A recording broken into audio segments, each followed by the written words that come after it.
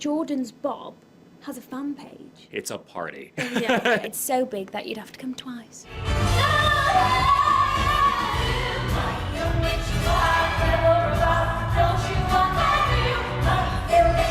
Guys, it's so good to see you both. We're here at Backstage at the London Coliseum. You've just performed. How are you feeling? Fine, how are you? Good. That was early. It was early. quite It was a early. little bit of a matinee that wasn't expecting a matinee. Yeah, we haven't done a matinee yet. Uh-huh. So that was a little test.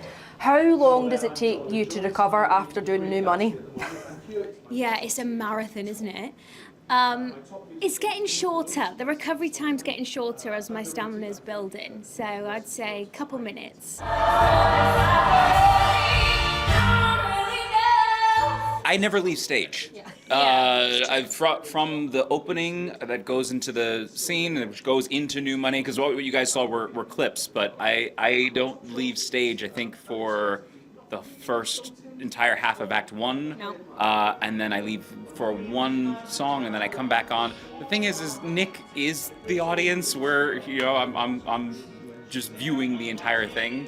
So even though I might not be as exertive in my energy, it's definitely just always being present. Listen, I was exhausted just watching you all. I mean, the production, the costumes, everything about this is so spectacular. How special does it feel for you guys to be launching it here in London? I mean, I was really emotional on our opening day. I cried throughout the entire day because I think it's very rare that you get to open a brand new musical on the London Coliseum stage with a cast like this.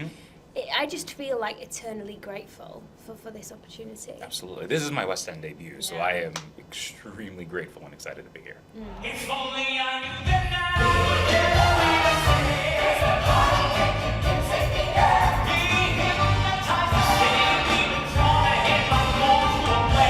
There's a massive fan base from Broadway, isn't there? And it ranges pretty wide in terms of age as well. Yeah. It's definitely a millennial and a Gen Z following, which is very impressive. Yeah. And I think a lot of it has to do with its presence in social media, but as a show, it definitely speaks to a wider range of audience, which is incredible. I think like TikTok and all that helps, you know. And like Dominic Kelly's choreography went viral, the end of New Money, that, you know, that kind of went all around the world, which was amazing. And I even noticed that Jordan's Bob has a fan page. No. Does it? Does it really? Wow. Impressive. Yeah, it does. And apparently we need to name the Bob, so we'll have to put that together. I'm surprised you haven't yet. I know.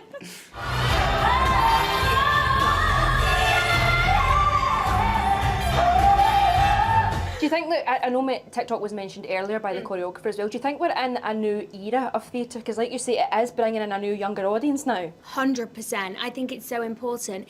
I mean, you don't do any of your socials, do you? Between my wife and I, we run it. They do it together. My wife is pretty much the mastermind behind everything. It's a full-time job. Do you know what I mean? So I feel like, are you on TikTok? Yes. You are? Yes. I need to follow you. I've already seen some of your TikToks for this already. Oh, have you? What, on fan pages? When you did the New Money, recovering after New Money. That one, I seen it on your page. Baby, all Oh, over it. yes, Corbin, you went in that. We'll have to do one together. All right, Yeah. cool. Sounds good. Okay, there we go. We'll do one together. But do you think because of social media in this new age, that is what is helping bring in new audiences to the West End? Because I do think there is an appetite for that.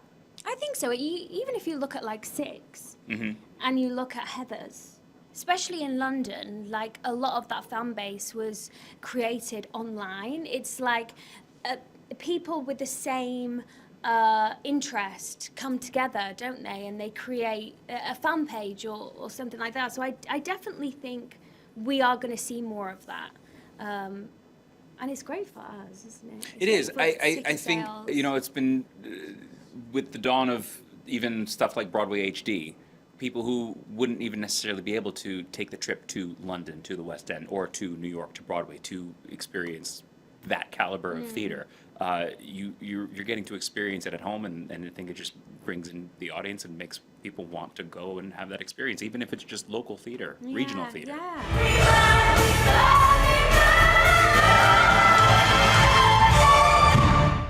I'm sold. I want to watch it like a million times over and over. I absolutely love it. Like honestly, even from the clips on social media, seeing it today, I am so excited for it. But why should people come and see The Great Gatsby?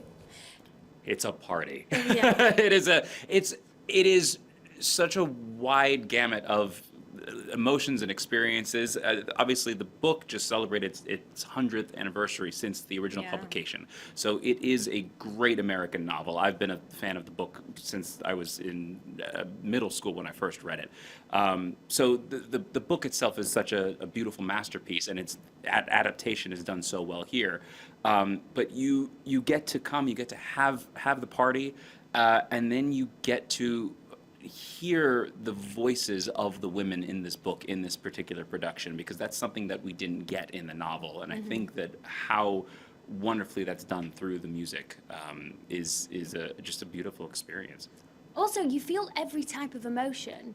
We give them a bit of comedy. We give them the wow factor of a couple of certain things that happen throughout the show. There's also heartache. And Absolutely. we range through everything emotionally. But also, it's such a big show that John Robbins said this a couple of weeks ago, that you'd have to come back again to see it again, to catch more things, because there's so much going on. It's a feast for the eyes, you know.